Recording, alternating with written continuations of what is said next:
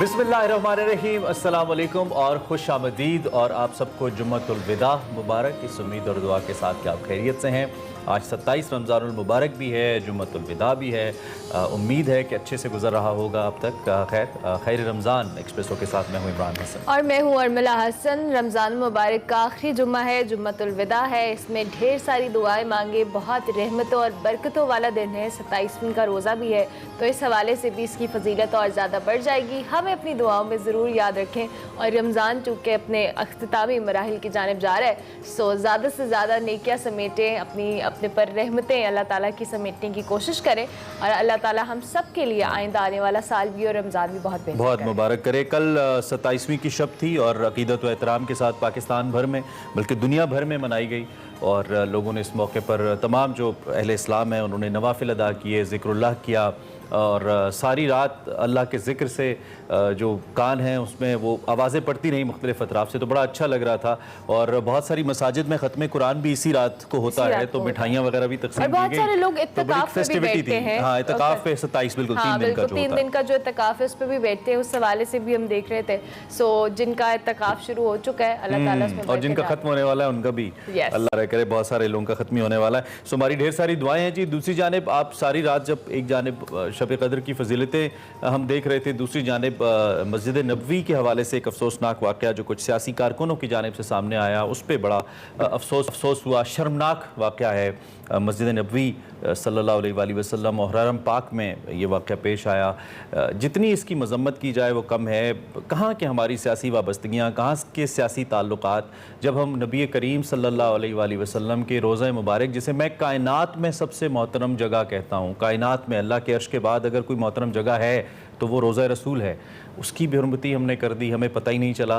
किसी को इल्ज़ाम देना दुरुस्त नहीं है कि किसने किस इंटेंशन से की, लेकिन ये जो भी हुआ ये बहुत गलत हुआ। चोर चोर गद्दार के नारे हरम पाक के अंदर लगे, गालम गलोच हुई, बेहुदा अल्फाज इस्तेमाल हुए, बाल खींचे गए, रोज़ा अक़दस की तौहीन की।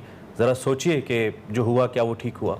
मरियम औरंगज़ेब शाहज़ैन बुगटी पर हमले की कोशिश की गई और इसी सियासी जुनूनियत से ना सिर्फ मजहबी तकद्दुस पामाल किया गया बल्कि दुनिया में पाकिस्तान की साख तशख़्ख़ुस को भी तार तार कर दिया गया। हम किस तरफ जा रहे हैं यही बात है। और आज हम जो बात करें कि जिस तरह का हमने कल ये एक मंजर देखा, नहायत ही शर्मनाक अफसोसनाक वाक़या। सियासी इख्तलाफात, ज़ाती दुश्मनी सब साइड पर रह जाती है। और ये जो सियासी इख्तलाफात को अब ज़ाती दुश्मनी में बदलने लगे हैं और ये जो पुरतशद्दुद रवैये हमने एज ए नेशन तैयार किए हैं, ये बहुत ही अफसोसनाक हरकत है। और इसके साथ एक और वाक़या पेश आया इस्लामाबाद में भी, जहां पीटीआई के रहनुमा और साबिक डिप्टी स्पीकर कासिम सूरी पर भी हमला किया गया। गुज़िश्ता रोज़ जो बात की जाए तो सऊदी अरब से पहले शेख रशीद साहब ने भी पेशावर में न्यूज़ कॉन्फ्रेंस की। उन्होंने कहा कि ये चोर है, ये लोग हरम जाएंगे तो लोग इनके साथ क्या सलूक करेंगे। आई वंडर कि ये लोग अपने कारकुनों के किस तरह से प्रोवोक कर रहे हैं। हज़ारों पाकिस्तान जो कह लें, बात कर लें, काबीना का वो हाल करेंगे कि इन्हें उनकी औकात याद आ जाएगी, ये शेख रशीद साहब ने कहा। उसके साथ साथ साबिक वज़ीर आज़म इमरान खान भी अपने सियासी हरीफों के बारे में उन्होंने क्या कुछ नहीं कहा कि वो शादियों पर नहीं जा सकते, उनके बच्चों से कोई शादियाँ नहीं करेगा, स्कूलों में उनको उनके बच्चों की तजलील होगी।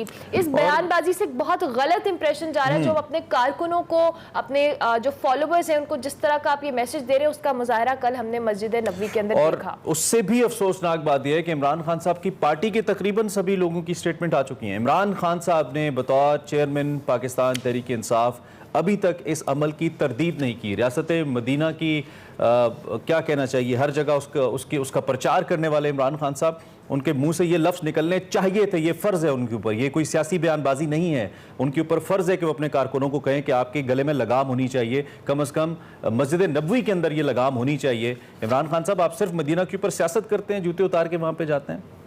कि आपके अंदर इतनी मजहबी गैरत नहीं है कि आप अपने कारकुनान को ये कहें कि जो मर्जी करे, हरम पाक के अंदर ऐसी बयानबाजी ना करें? आपके अंदर ये होना चाहिए और हर मुसलमान के अंदर होना चाहिए। और अगर आप ये नहीं कर रहे तो हमें शक है आपके उस अकीदे के ऊपर जिसकी आप तरवीज करते नजर आते हैं। इस वक्त हम वज़ीर आज़म के दौरे की भी बात कर लेते हैं। वज़ीर आज़म सऊदी अरब है जी। इक़्तिसादी और तिजारती लिहाज से बहुत अहम दौरा है वज़ीर आज़म का। किस हद तक पाकिस्तान इस दौरे से फ़ायदा उठा सकेगा, इसके क्या असरात होंगे, इसी पर हमने बात करनी है। एम्बेसडर रिटायर्ड जम्मत साहब हमारे साथ मौजूद हैं, उनसे हम पूछते हैं। इकॉनमी के हवाले से भी बड़ी माहिराना राय रखते हैं और उसके साथ साथ बतौर सफारतकार पाकिस्तान को रिप्रेजेंट किया है दुनिया के अहम ममालिक के अंदर, जिसमें गल्फ कंट्रीज़ भी शामिल है। तो उनसे ज़रा पूछते हैं कि वो क्या देख रहे हैं इस दौरे को लेकर। एम्बेसडर साहब, थैंक यू वेरी मच, बहुत शुक्रिया। सबसे पहले तो हमें ये बताइए कि पाकिस्तान और सऊदीया के जैसे ताल्लुकात रहे हैं, उसको देखते हुए, उसके तनाजुर में, और मौजूदा पाकिस्तान की जो माशी हालत है उसके तनाजुर में आप कैसे देखते हैं इस वज़ीर आज़म शहबाज शरीफ साहब के दौरे को? नहीं, ये तो बहुत ही एक कलीदी नौयत का दौरा है, और उसमें तो ये माशी पस मंजर तो चले हमारे लिहाज से है ही है, और वो एक एजेंडा पॉइंट है ही है, जिसमें कि वज़ीर आज़म हमारे वहाँ कुछ मंसूबे लेके गए हैं, कुछ अपने प्रोग्राम ऐसे लेके गए हैं, जिससे कि फौरी तौर पर तकरीबन 2000 ये 7.4 बिलियन तक पहुंचाने का इरादा है, जो सऊदी अरब की तरफ से हमें कुछ डेफर्ड पेमेंट के हवाले से और कुछ स्टेट बैंक में जो रिजर्व बढ़ाने के लिए रकम रखी गई है। अब तक तो 3.2 बिलियन है। वो तो खैर चले उस आदाद शुमार पर आते हैं, लेकिन ये दूसरे लिहाज से भी अहमियत है जो इस वक्त रीजनल और इंटरनेशनल पॉलिटिक्स चल रही है, उस लैंडस्केप पर भी अगर देखा जाए इसको, तो इस तनाजुर में बहुत इसकी अहमियत है। लेकिन इन तमाम अहमियत को पहले तो मैं जो आप गुफ्तगू कर रहे थे, उस गुफ्तगू के पस मंजर में थोड़ा सा फीका पड़ गया शुरू में ही। और मुझसे तो एक सफीर दोस्त ने मुझसे ये सवाल किया फोन पर, और उन्होंने कहा कि ये क्या पाकिस्तान से सारे लोग भेजे गए थे, और ये आप लोग तो बड़े बड़े मुजाहिद भेजते रहे हैं मुख्तलिफ जगहों पर, और वो मुसलमान मुल्क का सफीर था, तो ये यहाँ क्या सिलसिला वहां पहुंच गया है अब चपखलिश का। तो इस किस्म की बातें बड़ी शर्मिंदगी की एकदम, और दिल तो दुखा हर एक पाकिस्तानी का है, हर एक मुसलमान का है। और हम तो हरम की पासदारी और मस्जिद नबी के पासदारी में तो हम अपनी जानें कुर्बान करने के लिए हमेशा तैयार रहते हैं, और ऐसा हुआ भी। हमने अपनी फौजें भेजी जब मुर्तद वहां आ गए थे खाना काबा में 77-78 में, हमने वहां फौजी अपनी भेजी, और यहाँ जाके हम जो अपनी हरकत कर रहे हैं उससे हमारे तशख्खुस, हमारे इमेज में बड़ा फर्क पड़ रहा है। तो इस तनाजुर में देखें कि एक इतना अहम दौरा, उस अहम दौरे में मजहबी जो दुख जो पहुंचा है तमाम मुस्लिम उम्मा को, वो तो है ही है, और वो सबसे मुकद्दम है और सबसे बड़ा दुख है। लेकिन आपने मुझसे सवाल किया इंटरनेशनल रिलेशन के लिहाज से और पाकिस्तान के फॉरेन पॉलिसी की अहदाफ के लिहाज से और मसूदी अरब के हमारे मरासम और ताल्लुकात के लिहाज से, तो उसमें तो ये दौरा जो मैंने आपको बताया अभी, जो इस वक्त इंटरनेशनल पॉलिटिकल लैंडस्केप है उसमें, और मेरा इशारा उससे ये है कि देखें हाल ही में जस्ट पिछले महीने सऊदी अरब चाइना से अपने मुज़ाकरात करता है कि हम आपको युआन में तेल दे सकते हैं कुछ हिस्सा, जो कि एक बहुत बड़ी फॉरेन पॉलिसी की ड्रिफ्ट है, जो कि अमेरिका से उनका मुआहदा है कि वो डॉलर में ही तेल बेचेंगे अपना। इसी तरह तुर्की और सऊदी अरब को बड़ी ज्यादा एक मुखालफत और बड़ी ज्यादा उनकी रस्साकशी चल रही थी, और वहाँ उर्दगान वहाँ उनके प्रेसिडेंट पहुंचे हुए हैं जब हमारा प्राइम मिनिस्टर वहाँ पहुंचा। अच्छा, आपने एम्बेसडर साहब फॉरेन पॉलिसी की बात की। अगर हम पाकिस्तान की फॉरेन पॉलिसी की बात करें तो हमें पता है कि हम पिछले कुछ अरसे से कुछ मुश्किल का शिकार हैं मुख्तलिफ प्लेटफॉर्म्स के ऊपर। आप चूंकि बिलावल भुट्टो जरदारी ने एज अ फॉरेन मिनिस्टर अपना ओहदा संभाला है और कम उम्र है, लेकिन स्टिल आपको लगता है कि जो इस वक्त पाकिस्तान की फॉरेन पॉलिसी है या उसको जो चैलेंजेस दरकार है, बिलावल भुट्टो उसमें एक बहुत इंपॉर्टेंट रोल प्ले कर सकते हैं अपनी स्ट्रैटेजी, अपनी तमाम तर जो कह लें प्लानिंग के साथ? देखिए, आपके मुल्क की जो भी नुमाइंदगी करता है, और खासतौर पर फॉरेन मिनिस्टर या आपका प्राइम मिनिस्टर, जो आपका एक्सटर्नल फेस है, और उसकी अगर जब तक डायनामिज्म ना हो उस वक्त तक आपका एक्सटर्नल फेस इतना ज्यादा चमकता नहीं है। हमने देखा है ऐसे भी फॉरेन मिनिस्टर जिनकी वो चमक दमक नहीं हुआ करती है। हमें जरूरत इस बात की है कि हमारे सफीर जो हैं वो हर एक की शख्सियत एक जैसी नहीं होती है, और लेकिन हमारे सफीर भी जो हैं उनको जो कलीदी मुल्क में भेजा जाता है, तो जब वो चलें तो उनको दुनिया देखे, जब वो बात करें तो उसको दुनिया सुने, और उससे मीडिया वाले पीछे उसके भागे। इस किस्म के 22 करोड़ अवाम में से हम नहीं निकाल सकते। बिलावल भुट्टो में ये खूबियां हैं, इसमें कोई शक नहीं। और सबसे बड़ी बात है कि बिलावल भुट्टो को मैंने खुद कुछ चंद मीटिंग्स में देखा है आज से बहुत पहले, और ज़ाहिर उसमें वो बूदोबाश अपनी वालदा की और अपने नाना की है, तो उससे कौम आस और उम्मीद लगा सकती है। और उस आस और उम्मीद देखिए, एक आप उम्र देखें 33 साल बिलावल भुट्टो की, 35 साल MBS की, मोहम्मद सलमान की।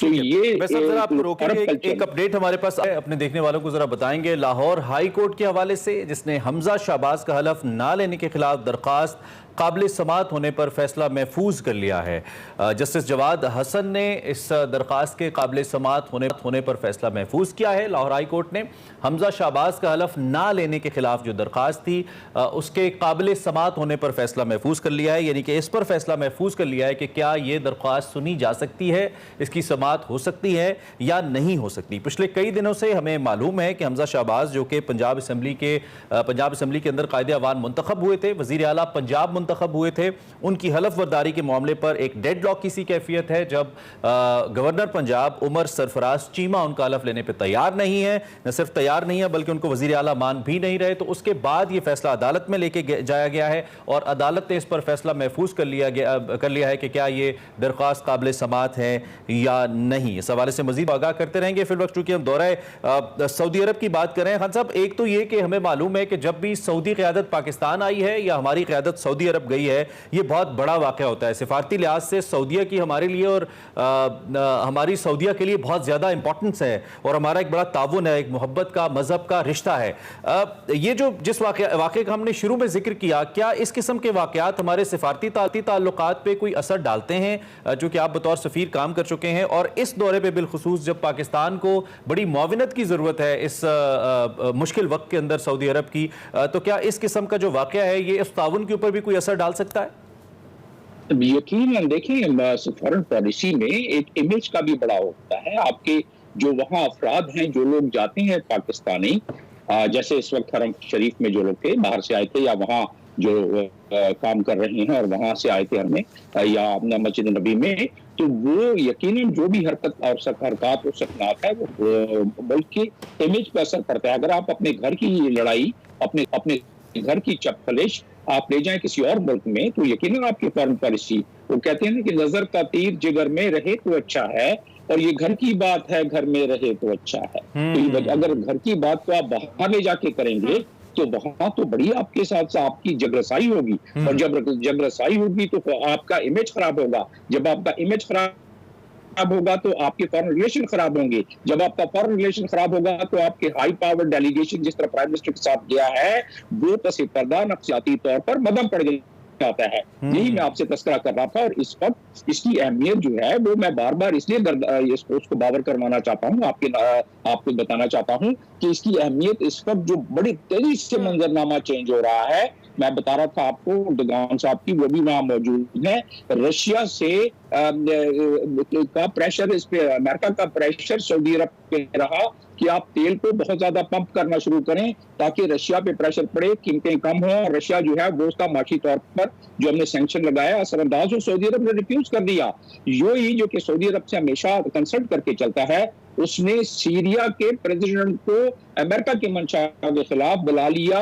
अमेरिका ने जब अपना मोशन मूव किया रशिया के खिलाफ, तो ना सऊदी अरब ने उसमें वोट दिया, ना यूएई ने वोट दिया। इस मंजरनामे, इस ब्लॉक के हवाले से देखें, चाइना, रशिया, पाकिस्तान, ईरान, उस हवाले से देखें तो इसकी अहमियत इससे पहले कभी इतनी ज्यादा नहीं हुई। स्ट्रेटेजिकली अगर इसको देखा जाए तो इस लिहाज से पाकिस्तान ठीक है, ये पाकिस्तान को तकरीबन 3.4 बिलियन और मिलने की उम्मीद है, वो तो एक रुख है उसका, लेकिन जो बाकी पस मंजर मैंने आपको बताया, और ये ओवरऑल आप ये समझते हैं कि पाकिस्तान की सिफारतकारी के लिए ऐसे वाक़यात का हो जाना इंतहाई ख़तरनाक है, और क्योंकि सिफारतकारी हमारे मुआशी मफादात से बराह रास्त जुड़ी है और ये दोनों का आपस में कोरिलेशन है, तो उसके लिए ख़तरनाक अमल है ये। एम्बेसडर साहब, थैंक यू वेरी मच, आपने वक्त निकाला और अपना तज्ज़िया हमारे सामने रखा है। जमील अहमद खान साहब पाकिस्तान और सऊदी अरब ताल्लुकात के हवाले से अपना तज्ज़िया दे रहे थे। ब्रेक लेंगे, ब्रेक के बाद हाजिर होंगे। देखते रहिए एक्सप्रेसो। खैर रमज़ान। Welcome back to Expresso. खैर रमज़ान। वक्त हुआ चाहते हैं हमारे सेगमेंट मेरा पाकिस्तान का, जिसमें मुसलसल हम आपको फ़कीर खाना म्यूज़ियम के अंदर कुछ नवादिरात और कुछ पुराने खतूत कि किस तरीके से लिखा जाता था कुरान करीम को मुख्तलिफ तरीक़ों से आपको दिखा रहे हैं, और इसी का सिलसिला जारी है। आज का मेरा पाकिस्तान भी इसी हवाले से है। उफैरा फैज़ जो हैं वो फ़कीर खाना म्यूज़ियम में मौजूद हैं। सो देखते हैं आज का मेरा पाकिस्तान।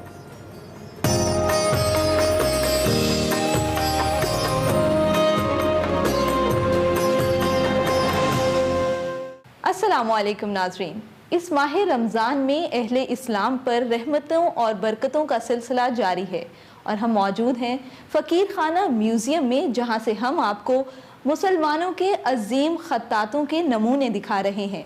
पिछले सेगमेंट में हमने आपको इमादुल हसनी के दामाद की उस अर्ज़ी के बारे में बताया था जो उन्होंने शाहजहां के दरबार में पेश की थी। तो फ़कीर साहब, पिछले सेगमेंट में जिस अर्ज़ी का आप जिक्र कर रहे थे उस अर्जी के बारे में बताएं। हम लोग जो जिक्र कर रहे थे पिछले सेगमेंट में इमादुल हसनी के अब्दुल रशीद दहलवी। अब आप देखिए कि उस ज़माने में ईरान में नस्तालीक का इतना चर्चा था और इमादुल हसनी का इतना चर्चा था, जो हादसा इमादुल हसनी के साथ पेश आया और इमादुल हसनी का ख़ानदान गरीबुल वतन होके हिंदुस्तान की तरफ आ गया। और यहाँ पर अब्दुल रशीद दहलवी जो इनके दामाद थे, ये शाहजहां के दरबार में इन्होंने एक अर्ज़ी लिखी। अर्ज़ी में लिखते हैं कि मैं गरीबुल वतन हूँ और मैं ख़त्तात हूँ और मैं आपके दरबार में नौकरी का तलबगार हूँ। वो अर्ज़ी इतनी खूबसूरत अर्ज़ी लिखी और इतनी खूबसूरत नस्तारीख लिखी, तो कहा जाता कि शाहजहां ने उसकी अर्ज़ी को देखते ही उसको चूम के आंखों से लगा लिया कि कितना पाकीज़ा ख़त है। तो वो जो अर्ज़ी है वो फ़कीर खाना में महफूज है। अच्छा, ये अब्दुल रशीद दहलवी जो थे, इन्होंने ख़त्ताती कहाँ से सीखी थी? ये अपने उस्ताद इमादुल हसनी से सीखी थी। अच्छा, अपने ससुर से? अपने ससुर से। अच्छा। इमादुल हसनी से सीखी थी। किस्सा मुख्तसर ये है कि जब अब्दुल रशीद दहलवी हिंदुस्तान आए तो हिंदुस्तान में ख़त्ताती के बड़े चर्चे थे और ख़ास तौर पर नस्तालीक के बारे में लोग इसके दीवाने थे। तो शाहजहां ने उस अर्ज़ी को देखने के बाद इनको बुलाया, इनको ऑनर किया और इनको अपने बच्चों का उस्ताद मुकर्रर कर दिया। अच्छा। तो शाहजहां का जो बड़ा बेटा था उसका नाम था दारा शिको। इन्होंने दारा शिको को अपना ये दारा शिको के भी और औरंगजेब के भी उस्ताद मुकर्रर कर दिए और उनको खत्ताती सिखाते और उनको मीर खत्तात बना दिया। अच्छा। कहा यह जाता है कि जो हमारे बाकी ईमानदा खत्तात थे और जिनके हाथ में इस तरह की खूबसूरती पैदा नहीं होती थी, और अब्दुल रशीद दहलवी के दुनिया से पर्दा फरमाने के बाद लोग बड़ा याद करते थे उनको। तो कहा जाता है कि अगर तुमने अपने हाथ में खत्ताती में इतनी खूबसूरती पैदा करनी है तो अब्दुल रशीद दहलवी के नाम का ख़त्म करवाया जाए। और अच्छा। उनकी ये मन्नतें मानते थे। फ़कीर साहब, एक ईरान में नस्तालीक थी, फिर इंडिया में नस्तालीक आई, तो इन दोनों नस्तालीक में कोई फ़र्क भी था? जी हाँ, हिंदुस्तानी नस्तालीक में ईरानी नस्तालीक से थोड़ी सी डिफरेंट है। क्या फ़र्क था उसमें? ईरानी नस्तालीक उसकी खूबसूरती अपनी जगह पे है, उसके ऐन गैन फे काफ उसके जो हरूफ अबजद हैं वो थोड़े से डिफरेंट कर दिए। स्टाइल डिफरेंट, स्टाइल थोड़ा सा डिफरेंट कर दिया। अच्छा। हिंदुस्तानी नस्तालीक में जब हिंदुस्तान की पुरानी नस्तालीक देखी जाए और जो अब्दुल रशीद दहलवी के शागिर्द थे वो बिल्कुल ही ईरानी नस्तालीक से मुशाबत रखती है। अच्छा। मगर बाद में जाके ये दिल्ली की नस्तालीक कहलाई और फिर एक नस्तालीक लाहौर की कहलाई। इस वक्त आपको बराह रास्त लिए चलेंगे। शाह महमूद कुरैशी पाकिस्तान तहरीक इंसाफ के रहनुमा मुल्तान में वर्कर्स कन्वेंशन से खिताब कर रहे हैं। साथियों, मई का महीना, सुनो यार, मई का महीना उन लोगों के साथ इस वक्त शाह महमूद कुरैशी साहब अपने वर्कर्स कन्वेंशन से खिताब कर रहे हैं। यहाँ पे मुख्तलिफ वर्कर्स मौजूद हैं। हमारा राब्ता मुनक़ता हुआ है, कोशिश करेंगे दोबारा लेंगे तो आपको ज़रूर दिखाएं। मुल्तान में पाकिस्तान तहरीक इंसाफ के सीनियर रहनुमा शाह महमूद कुरैशी साहब इस वक्त अपने वर्कर्स से खिताब कर रहे हैं। मौजूदा सियासी सूरत-ए-हाल को देखते हुए जो जलसे जुलूस हैं इसका आगाज़ ऐसे ही हुआ चाहता है। लगता है कि दोबारा से एक वेव है, जो इलेक्शन कैंपेन है ऐसा लगता है कि वो शुरू हो चुकी है। हमारा राब्ता दोबारा हुआ है, सो आपको बराह रास्त दिखाते हैं। शाह महमूद कुरैशी साहब इस वक्त खिताब कर रहे हैं। और 29 मई के जलसे के लिए माजी के इन तारीखी रिकॉर्ड को तोड़ दो। मुल्तान ने बड़ा फकीरुल मिसाल इस्तकबाल किया था धरने के दिनों में और इंशाअल्लाह आइंदा की तैयारी है। मेरे दोस्तों, इंशाअल्लाह ईद के बाद हम डिविजनल सतह पर पार्लिमानी बोर्ड तश्कील देने वाले हैं। और इंशाअल्लाह और अब्बास को SOPs मिल जाएंगी और ये आपसे राब्ता कर लेंगे ज़रिए सुदूर से।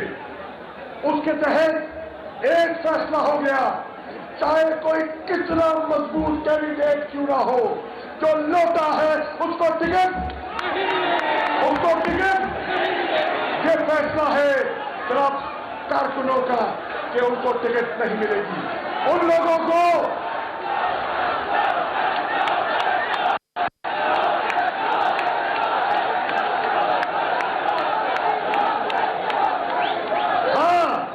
मुल्तान में 6 कौमी असेंबली के हल्के हैं और आपने छिक्का लगाया इमरान खान को 6 की 6 सीटें दी, लेकिन 2 दुखी चली गई, दुखी चली गई। क्या लोग गए हैं उनसे हिसाब लेने के लिए तैयार हो।